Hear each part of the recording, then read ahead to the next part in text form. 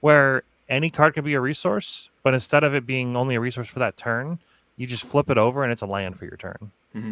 Any card can be a land. Yep.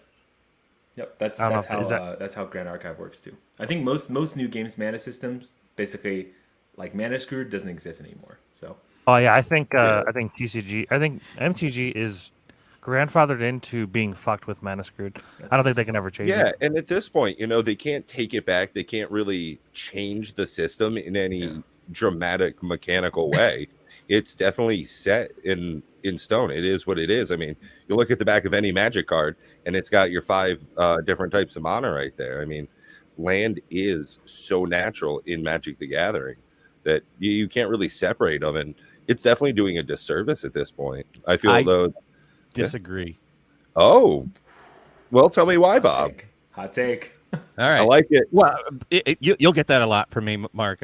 So, yes, lands are integral to Magic the Gathering, and as part of that, entire mechanics in the game are based around searching, digging, playing extra, right? Whereas in the other games that make sure you have this smooth play experience, you miss out on ramping. Like that's an entire strategy. That's an entire series of cards that don't even exist in other games. So you miss that additional part of the mechanic. You can focus on that, but if all you do is get lands, well, you're generally not doing much. Plus, you have the landfall mechanic, the trigger, the basis off of your basic mana, which you just don't really have in the other games, right? It ensures that you have a smoother play to play the cards that you have, but it also cuts off that entire avenue of play, right, to manipulate your resource management, right?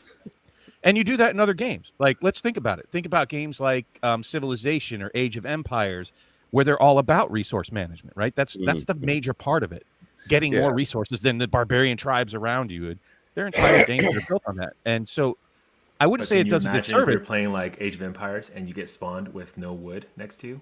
Right. That's exactly it, right? That's mana screwed. See, the thing is, like, we're not saying we shouldn't have resources. We're just saying I want to always have water for fish, some wood, some gold, so I can go high tier later, right? And that's the problem. Like with Magic, you might be the best player, you might have the best deck, but man, you just drew the worst hand. But sometimes you just can't dig out of that. But that's a great equalizer for everybody, right? It's not specific to you. It is everybody. It's for you because I'm getting mana screwed. But see, that's just it. When you watch a lot of the content creators playing Arena, see, that always happens to me. But guess what? It's also happening to the person that's sitting across from you as well. So it's an equalizer, meaning it's not specific to you. How do you think that's good? It feels horrible. Well, I think it is good. And what I'm saying that is because it's a known going into it, so you have to pay attention to it with deck building. Where in other games, you don't even have to pay attention to it. And I'll point out, definitely, Matt, like Destiny, right? Or like the Lord of the Rings LCG that we play, where your resources are managed not by anything that you're putting in your deck at all, really. It's all based on you get X amount of resources every turn, manage that wisely, save it up if you need to. I've seen another couple of games do that as well, where you're just getting, you get 2 tokens every turn or 3 or whatever that represent mana. So I think that it's an avenue of play, and I think that saying, well, the mana screw is just purely bad. I think that it's also a way to gain advantage. It's a way to play your decks and be that kind of player. I think it adds a little depth, actually. Additionally, it's so integral for a collector, Mark. When you talk about Magic and you're talking about valuable cards by type, what is the most valuable type of card that exists in Magic? Lands. Spells. Enchantments. I'm going to say land are typically the most great investment. So, can you imagine how cool your commander deck would be without lands? That's what I'm saying. I don't. I just feel like they're a big waste of space. Do you guys remember that one?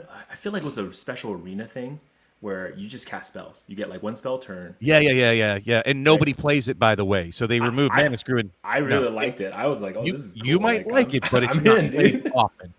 It's a different way to play, and I'll definitely give you a lot of credit on that, Bob. I definitely agree that having land changes the mechanics of the game on a very base level. How you're interacting with it, the different options you have.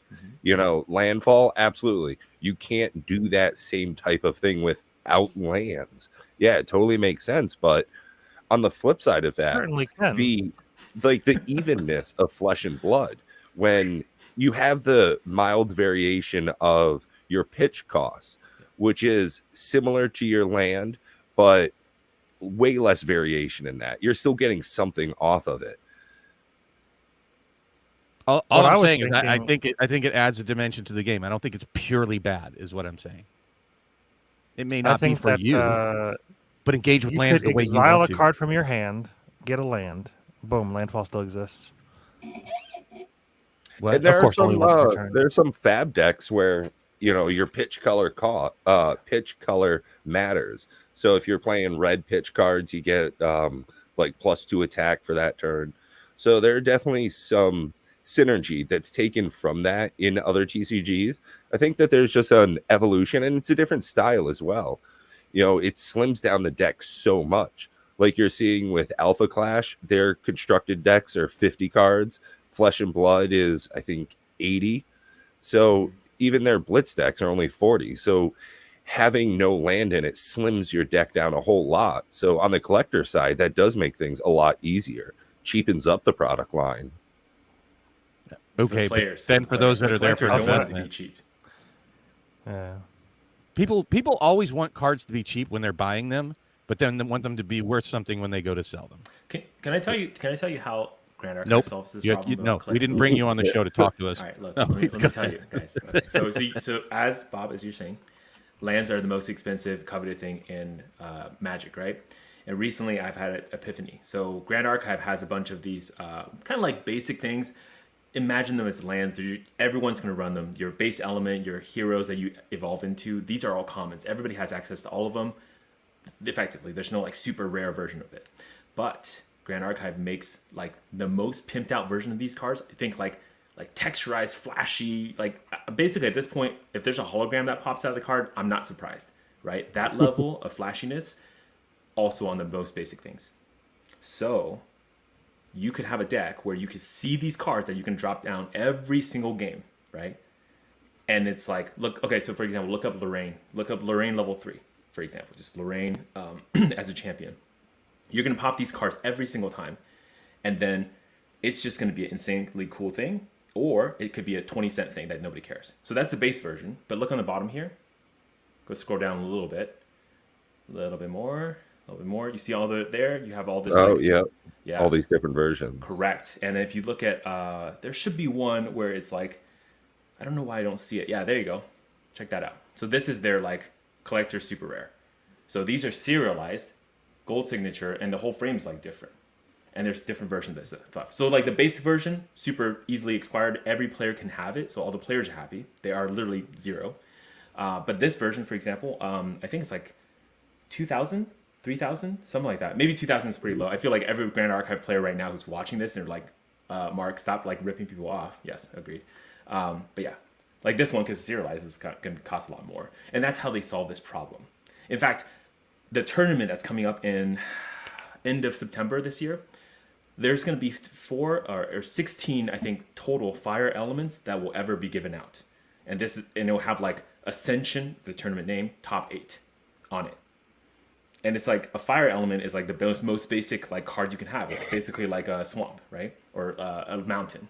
Except this version is different. It's special. It's got like stamps on it, whatever. And it's probably going to be one of the most expensive cards in the game at that point. So I think it actually balances out pretty well. Yeah, the Spirit of Fire, basically. There's going to be a special version come that's tournament only. And this is not something you could just buy from a pack. You literally have to top 8 in a tournament, which I'm going to. And then if you top 8, you're going to win the card. That's it. Yeah, all of these. Yeah. Draw 7 cards. That seems powerful.